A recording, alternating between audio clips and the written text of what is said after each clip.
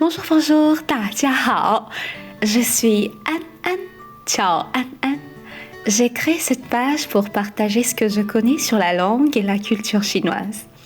Comme ceci est ma première vidéo et donc notre première rencontre, commençons par les salutations. Qu'est-ce que vous en pensez? Alors, comment salutons en chinois? Si vous ouvrez un livre d'apprentissage de la langue chinoise, vous verrez le classique Ni hao. Ni hao. Ni hao. C'est pour dire bonjour. Ni, c'est toi. Ni. Ni. Hao. Bien. Hao. Hao. Ni hao. Ni hao. Comme dans la langue française, en chinois aussi, il y a différentes manières de dire bonjour. On a vu tout à l'heure ni hao, pour saluer les personnes de notre promotion, de notre âge, plus jeunes que nous, des amis. Pour nous adresser à nos professeurs, nos aînés, les personnes à qui on doit le respect, on va plutôt dire ning hao. Ning hao. Ning hao. Ning hao. Ning, c'est vous. Vous pour le respect. Ning hao. Ning hao. Une autre manière de dire bonjour est 早上好. 早上好. 早上好. 早上 c'est matin. 好 c'est bien. 早上好, bon matin. On peut aussi juste dire 早. 早. 早. 早. Une autre manière plus moderne de dire bonjour, c'est hello.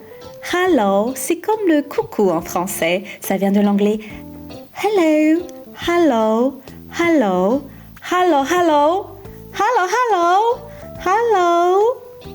Une autre manière plus intéressante de dire bonjour en chinois est 吃饭了吗?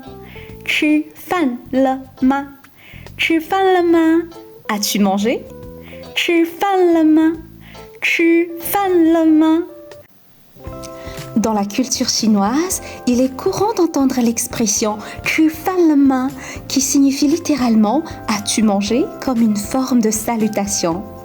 Contrairement aux apparences, cette question ne vise pas à inviter quelqu'un à manger, mais elle reflète une tradition profondément ancrée dans l'histoire et la société chinoise.